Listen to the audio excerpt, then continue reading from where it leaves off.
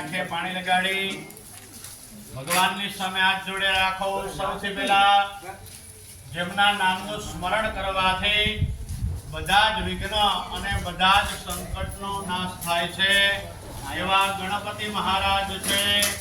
હાથ જોડી ગણેશ દાદાને પ્રાર્થના કરો કે હે ગણપતિ મહારાજ સિદ્ધિ સિદ્ધિ લક્ષ લાભ સહિત સહપરિવાર તમે આયા પૂજાની અંદર પધારો।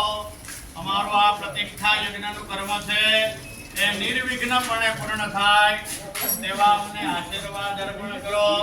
અમારા જીવનની અંદર આવતા દરેક વિઘ્ન અને દરેક સંકટનો હે દાદા તમે નાશ કરો તેવી ભાવનાથી ગણેશ દાદાને ત્યાં પગે લાગો। શ્રી ગણેશાય નમઃ।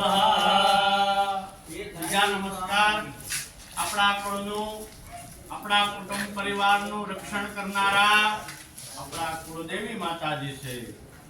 તમારા કુળદેવી માતાજીને નમસ્કાર કુળદેવતાભ્યો નમઃ। ઈષ્ટદેવ તરીકે તમે જે દેવી દેવતાઓને માનતા હોય એ તમારા ઈષ્ટ દેવતાઓને નમસ્કાર કરો। ઈષ્ટ દેવતાભ્યો નમઃ। તમારા ગુરુદેવનું સ્મરણ કરી જાઓ। આપણને અંધકારમય જીવનમાંથી પ્રકાશમય જીવન તરફ લઈ જનાર આપણા ગુરુજી છે। આપણા હિન્દુ સનાતન ધર્મમાં તો ગુરુને ભગવાનની પદમાં આપી છે। ગુરુ બ્રહ્મા ગુરુ વિષ્ણુ ગુરુદેવો મહેશ્વર ગુરુ સાક્ષાત પરબ્રહ્મ તસ્મૈ શ્રી ગુરુવે નમઃ। તમારા ગુરુજીને નમસ્કાર કરો। સદગુરુ પરમાત્માને નમઃ। આપણા ગામ દેવોના ગુરુદેવ ભગવાન મહાદેવ અને મા પાર્વતીને નમસ્કાર કરો। બધા જ દેવતાઓ વતી ભગવાન શ્રી હરિ વિષ્ણુ પરમાત્માને નમસ્કાર કરો। સર્વેભ્યો દેવેભ્યો નમઃ। આમંત્રણ આપેલા ભૂદેવોને બ્રાહ્મણોને નમસ્કાર કરો। સર્વેભ્યો બ્રાહ્મણેભ્યો નમઃ।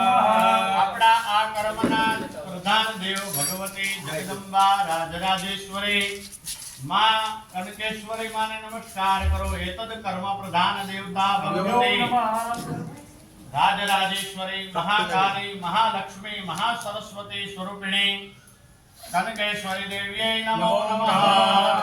निर्विघ्नमस्तु सुमुखस्य दन्तस्य कपिलो गजकर्णक लंबोदरस्तविकटो विघ्ननाशो विनायक सूर्यकेतुर्गणाध्यक्षो भालचन्द्रो गजानन द्वादशेतानि नामानि यः पठे शृणुयादपि। आरम्भे विवाहे च प्रवेशे निर्गमे तथा संग्रामे संकटे देवा विघ्नकस्य न जायते। सकलं वरदरं देवं शशिवर्णा चतुर्भुजा प्रसादात् वज्रं ध्यायेत् सर्वविघ्नोपशान्तये। अनुसरतात् सिद्ध्यर्थं पूजितो यः असुरासुरे सर्वविघ्नहरस्तस्मै गणाधिपतये नमः। सर्वमङ्गलमाङ्गल्ये शिवे सर्वार्थसाधिके शरण्ये त्र्यम्बके गौरी नारायणी नमोस्तुते। सर्वदा सर्वकार्येषु नास्ति तेषां मङ्गलम्। येषां हृदयस्थो भगवान् मङ्गलाय मनोहरि तदेव लग्नां श्रुतिनं तदेव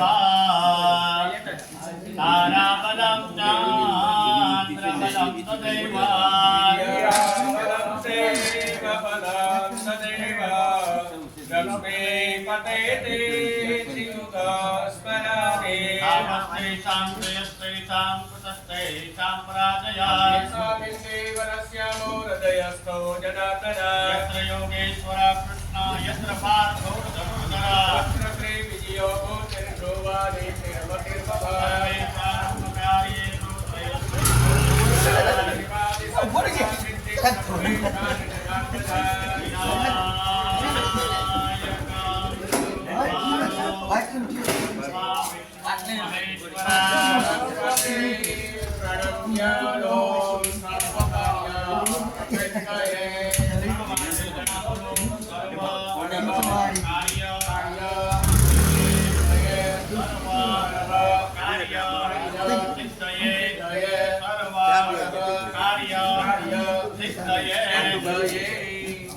जलमादाय पाणिनि शब्दे जमना सामग्री राखो दत्ताग्रतो दूरमुदैते दैवन्दो सुप्तस्य तदैवैति दूरङ्गवं ज्योतिकं ज्योतिरेकं तन्मे मनः शिवसङ्कल्पवस्तु यस्य स्मरणमात्रेण जन्मसंसारबन्धनात् विमुच्यते नमस्तस्मै विष्णवे प्रभु विष्णवे।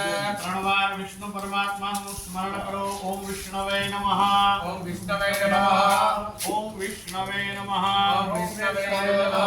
શ્રીમદ્ભગવતો મહાપુરુષસ્ય વિષ્ણુરાજ્ઞયા પ્રવર્તમાનસ્ય બ્રહ્મણો દ્વિતીય પ્રાર્ધે દ્વૈતવારાહનાં કલ્પે અષ્ટાભ્યુત્થાનકમે કલિયુગે કલિપ્રથમચરણે ભૂલોકે ભરતખંડે જંબુદ્વીપે આર્યાવર્તાંતર્ગત સૌરાષ્ટ્રમંડલે પ્રભાસ ક્ષેત્રાંતર્ગતઃ દીવ ક્ષેત્રાંતર્ગત ડાંગરવાડી ગ્રામેષુ ભગવતી આત્મન કુલદેવી કનકેશ્વરી દેવી દેવાલય સાનિધ્યે શાલિવાહન શાક 1943 ના શુભનામ સંવત્સરે વિક્રમ સંવત 2080 ના રાક્ષસ નામ સંવત્સરે રવિ ઉત્તરાયણે ગતે સૂર્ય વર્ષા ઋતુમાસાનામ માસોત્તમે પુણ્ય પવિત્ર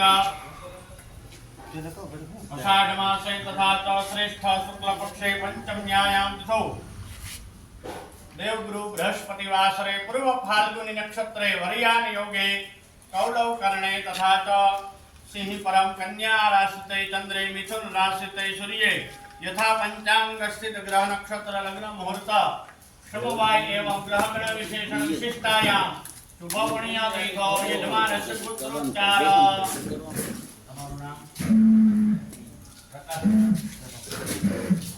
ભાઈ પાણી ની છે બામણીયા કંકષ્ય પ્રકાશભાઈ દાસસ્ય સપત્નિકો સપરિવારો યજમાનો અહમ ઉત્તદા आत्मना श्रुते श्रुते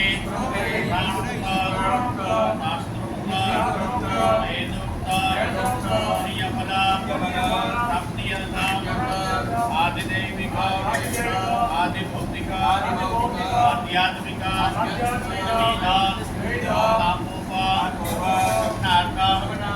व्यवसाये व्यापारे कार्यक्षेत्रे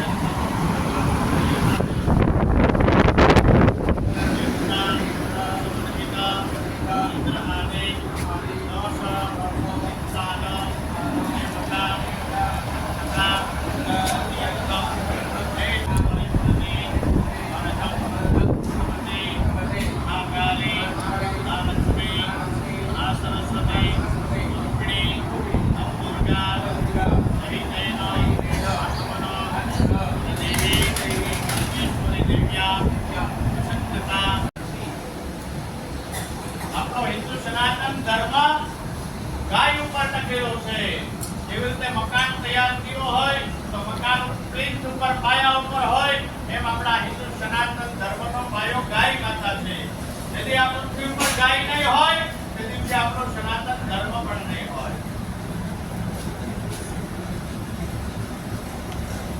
करिए ने गाय माता ने घास अर्पण करिए ने तो 33 कोटी देवताओं ने जमाडवाथी जे पुण्य प्राप्त थाय એટલું પુણ્ય માત્ર ગાય માતાને ઘાસ આપવાથી પ્રાપ્ત થાય છે।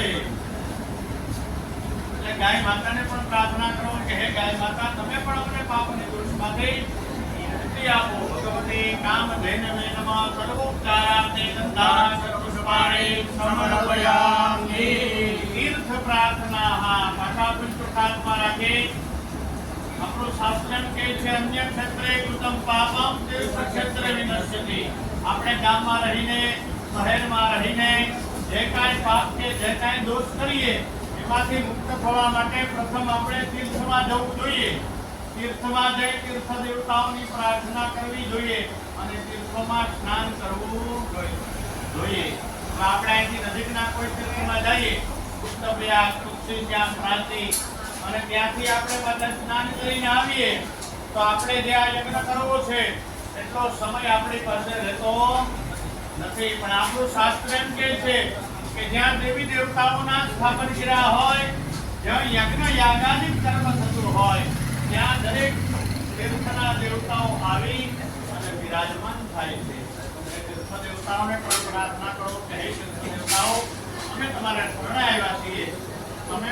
પાપને દુઃખમાંથી મુક્તિ આપો. અયોધ્યા, મથુરા, માયા, કાશી, કાંચી, નમસ્તિકા, હરે દ્વારા મને સેવા સપ્તદય મોક્ષદાયક. અયોધ્યાદિ, પુષ્કરાદિ તીર્થ દેવતાભ્યો નમઃ. ગંગા આદિ નદીભ્યો નમઃ. પુષ્પખા ઘણામંત્રો સર્વોપચારાર્થે ગંધાક્ષત પુષ્પાણિ સમર્પયામિ. तिलान पात्रम गृहीत्वा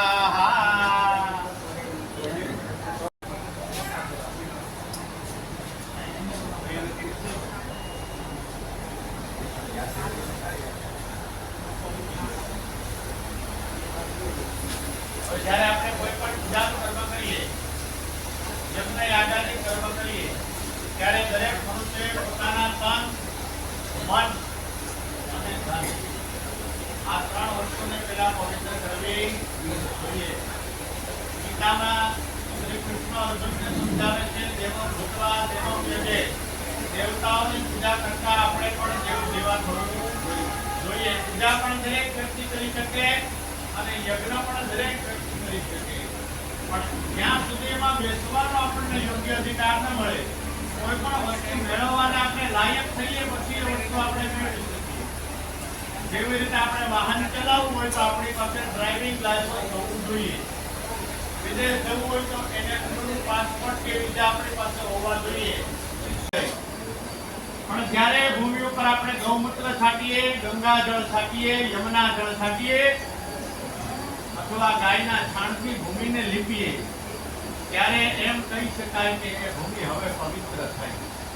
એમ સાબુને શેમ્પૂથી દરરોજ આપણે સ્નાન તો કરીએ, એનાથી આપણું શરીર શુદ્ધ થાય છે, પણ પવિત્ર થતું નથી. એને પવિત્ર કરવા માટે આપણા ઋષિઓએ આપણને 10 પ્રકારની ઔષધિઓ બતાવી છે.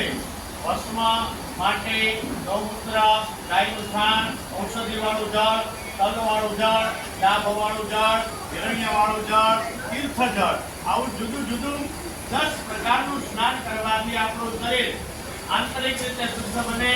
આ પૂજા કરવાને માટે યોગ્ય બને, પછી આપણે આ કર્મ કરી શકીએ. બીજી શુદ્ધિ મનથી બતાવી છે, કારણ મન છે અતિશય ચંચળ છે.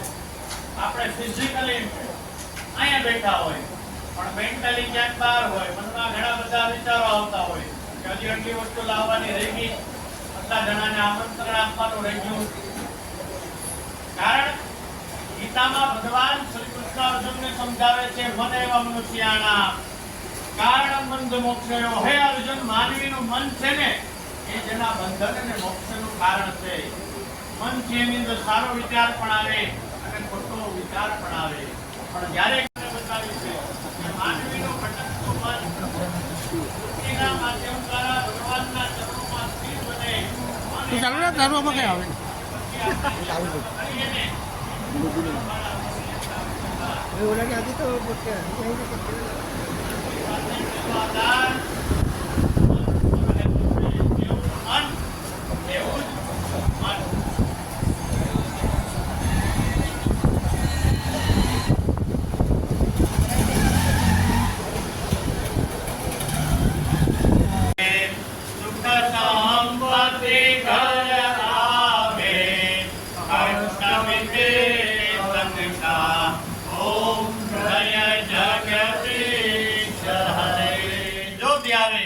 જે એનું ધ્યાન ધરે ફલ પાવે એને ફળ આપે. સુખ અને સંપત્તિ એની પૂજા કરવાથી ઘરે આવે અને કષ્ટ મીટે તનકા. શરીરના કોઈ પણ કષ્ટ હોય ને તે પણ પરમાત્માની પૂજા કરવાથી દૂર થાય છે. અને પરમાત્મા તો દયાળુ છે, એના મનમાં એવું કોઈ કૂડ કપટ નથી. જેની પૂજા કરે છે, જેનું સ્મરણ કરે છે, જેને યાદ કરે છે, એને સમય થાય ને ત્યારે પરમાત્મા ભોજન આપે છે. કીડીને ખાંડ અને હાથીને માણ આપવા માટે પરમાત્મા બંધાયેલો છે. ભૂખો ઉઠાડે છે, સુવડાવતો નથી. અને જે ક્યારેય એને યાદ કરતો નથી, ક્યારેય એનું સ્મરણ કરતો નથી, આ દુનિયામાં ભગવાન જેવું કાંઈ છે જ નહીં એવું કહેનારો વર્ગ એ છે કે આ તો બ્રાહ્મણોએ લેવાના લાકડા ઉભા કર્યા બધા, બાકી આવું બધું ખોટું છે. એને સમય થાય ને ત્યારે પરમાત્મા ભોજન આપે જ છે. માગો 10 આપે 20, જય દ્વારકા. અને પરમાત્માનું સ્મરણ ચલો કેશવ કીર્તના. કલિકાળમાં કેશવનું કીર્તન શ્રેષ્ઠ બતાવ્યું છે. ભગવાનનું સ્મરણ છે એ આપણા મનને પવિત્ર બનાવે છે. બીજી શુદ્ધિ ધનને બતાવે છે. ધનને શુદ્ધ કરવા માટે ઉપાય છે અને એ છે દાન. દાનથી ધન શુદ્ધ થાય. આમ તન, મન અને ધન બધું પવિત્ર થાય. બધા પાપ અને દોષમાંથી આપણે મુક્ત થાય. પછી આપણે આ કરવું જોઈએ. 4 પ્રકારના પાપને આપણા શાસ્ત્રોએ ગણ્યો. મહાપાપ છે. આપણે નિત્ય કરવામાં આવે. આકાશ લગાડી જાઓ.